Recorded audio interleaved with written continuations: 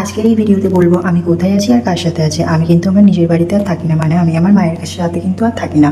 আমার মায়ের কাছ থেকে আমার দিদি আর জামাইবাবু কিন্তু তাদের কাছে নিয়ে চলে এসেছে। সেখানে শুধু আমার দিদি জামাইবাবু আর দিদি পুচকু থাকে। দিদি পুচকু মানে দিদির ছেলে। দিদির ছেলের বয়স এখন 6 মাস। তো আমি তাদের সাথে থাকি বলে, তো আমার জামাইবাবু আমাকে নিয়ে চলে এসেছে বলে, তার জন্য আমরা যে আগে যে ঘরটায় ছিলাম সেই ঘরটা দুটো রুম ছিল, একটা কিচেন ছিল, একটা ডাইনিং ছিল।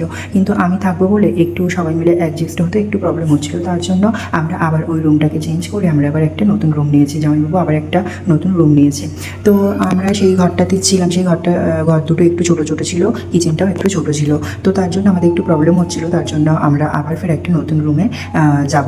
তো সেখানে নতুন রুমে যাওয়ার জন্য আমরা ঘর দোরগুলো সব গোছাতে প্যাকিং করতে শুরু করে দিয়েছি। এই কার্টুনগুলোর মধ্যে কিন্তু আমাদের জামা কাপড়, বাসনপত্র সব কিছু রয়েছে। আর তোমরা যে ভাণ্ডারটা দেখেছো, মাটির ভাণ্ডার, এই ভাণ্ডারটার মধ্যে কিন্তু অনেক টাকা আছে, অনেক টাকা জমানো আছে। তো যাই হোক, আমরা সব কার্টুনগুলোর মধ্যে আমরা আমাদের জামা কাপড়, বাসনপত্রগুলো সব প্যাক করে নিচ্ছিলাম আমরা নতুন ঘরে যাওয়ার জন্য। তো